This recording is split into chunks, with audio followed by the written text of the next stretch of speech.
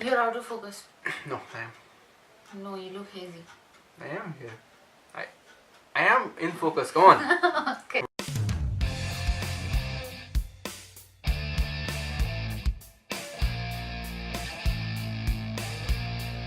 Welcome back to another view. I am Lohit. This is my guest Mrittika. We are back on another round of Battleground. In this, we speak about two popular topics that are personal favorites, and we kind of talk about our favorite aspects on it.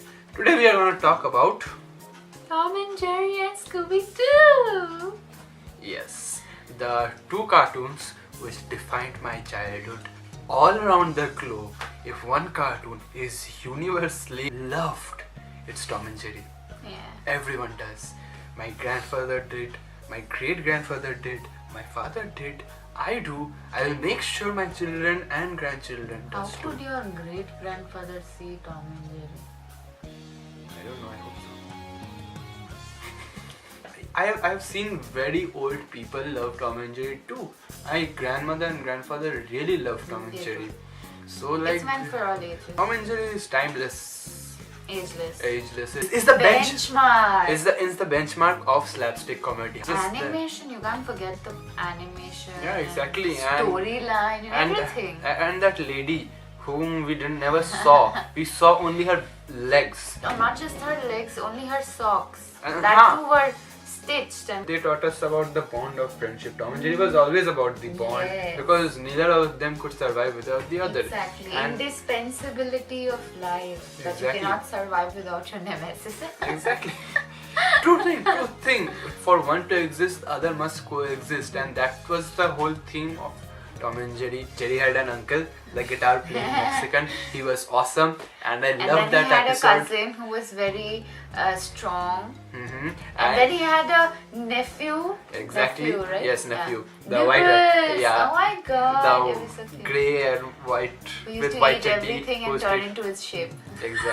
Exactly. That's how you do it. Comedy nowadays in cartoons is just It's horrible. Oh dear. I seriously believe kids these days are missing out so much. Anime is improving, but cartoon is going so. Let's talk about Scooby Doo. How cool was that? Scooby-Doo was awesome.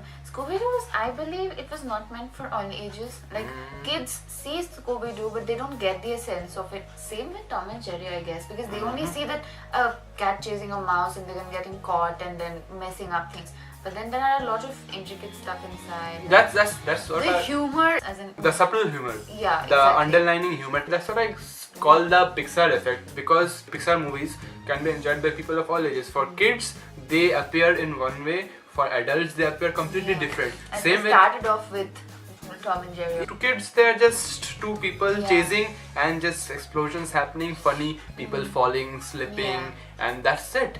But to people who are a bit more mature, they appear completely different, because I actually found out so later that Scooby snacks are actually kind of a metaphor for drugs, because Scooby and Shaggy couldn't stay without Yeah. it. It brought us different level to it, and the fact that all the ghosts were actually humans in the by the end of the That's show. a big time teaching for our lives, that at the end of the day, The only ghosts are humans are monsters. the ones nothing we else. create. Exactly. That's the whole point of the story. Scooby-Doo was the first thing. Even before, I am a great lover of books, and I love Sherlock Holmes and all Hercule Poirot and God knows, like almost detective series. all the detective series. But Scooby-Doo was the first thing that made Mystery me solving gang. yes, that made me want to become a detective so bad. Just not that, it made me want to have like clothes of Velma and Scooby snacks. I went Oh, up wow. to shops looking for Scooby snacks. Same. and I remember at that time Kellogg's Cheetos came out, and I actually made that this is the Scooby snacks, Exactly. and they had This is pictures. our version of Scooby snacks. Yes, and it looked like Scooby snacks. Yeah. I had, and I'm like, wow, this is really good. One amazing thing that Scooby-Doo taught me is how Daphne was portrayed as someone as a damsel in distress. That was her appearance, but then she was really badass, and she knew how to use her hairpins, her cosmetic stuff to break locks, and there were secret torches in her lipstick, and then there were master keys in her hair clip. So that was kind of like, you remember Charlie's Angels? So That was kind of like that. That was basically Vidya Bakshi before Kahani. That's really interesting. Tom and Jerry had some real good animation. The first thing that I remember about animation in Tom and Jerry is that scene. You remember Cherry sitting on a bowl of butter, having butter, and then Tom comes, hits Jerry's head with a spoon, and still he's having and then he realizes that he's been hit, and then he turns, and then he falls. So that was the humor of it, because according to cartoon rules, you don't actually fall. You can just run off the cliff and then run back again. Yeah. You get blown up. And you don't get fall stuck till in you the air. see that you're going to fall. Exactly. You don't fall until you realize you are going to fall. That's another subtle message. You can overcome anything. Even at the edge of the cliff, when you think that you are off, you can return back.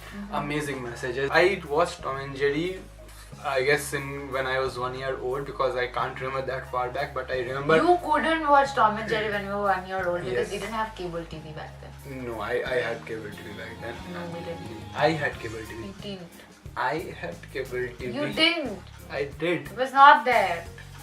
For any show, whether it's movies, whether it's TV, whether it's the Any form of media. rewatchability, value of it that actually makes it great, that you can do it again and again, watch it again and again, and still enjoy the same way as Scooby-Doo talked about. About group work, about teamwork, about coexistence, and human and dog friendship, and even cat and owner friendship, like reliability, and even the buddyhood with Tom and his friends. He had a friend circle, remember?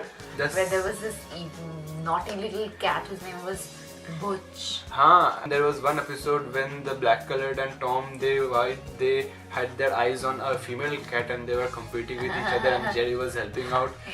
So that was awesome. And in Scooby-Doo, it taught me, be aware of your surroundings. Every answer that we want to know can be found from what is present around us. What were your teachings or takeaways from both the shows? Same. Somewhere there, like not from the show, if you like really get deeper into how the shows came up and who wrote it and in what background it was being written and made, it had a lot of, like, should I use the term propaganda? Because at that point of time, a lot of issues were going on in Hollywood. That Hollywood was facing a kind of crisis. They were actually facing a sort of fear. Even I read an article which stated that Tom and Jerry had this thing which was kind of racist because it treated black peoples as funny peoples, and they had one episode when the mud was splashed on their faces and they had the typical portrayal of how black people are portrayed at that time. And then you with remember ponytails and blackface. Yeah, you remember one episode where there was shown that they land up in an island where there were cannibals, and they were putting them in some boiling pot and they were trying to cook them, and at the end, in order to escape them, Jerry puts on black smears black stuff on his face and then escapes the part. And exactly, those things we didn't understand when we were kids. Exactly. We enjoyed it, and now when we watch it again, we have a whole given another view to it, like segue. If we give another view to it, so again change our perspective, so we find a lot of things that are embedded inside. So it deserves another view. That's why I like it so much. Scooby-Doo came up from the background story of the hippie movement, because these 5 people, they were rich spoiled brats who are quote unquote the hippie people, and they drove the van with the clothes they wore and everything, especially Shaggy, who was the richest among them. And Shaggy, that you said that druggy snack was best druggy ever. Anyways, so that's about it, guys. Thank you for watching with us. If you did like this video, please like, subscribe for more, and you can share. also do research work on your own, knowing about these controversial facts. Obviously. And if you would like to say something, like something we missed about the show, something that you liked about the show, please mention in the comment section below. Please tell us which topics would you like for us to battle on and give our opinions, our own experiences on. Well, that's it guys. This is from another view. I'm Lohit. This hair over here is Mrittika. and always remember, it's all about Perspective.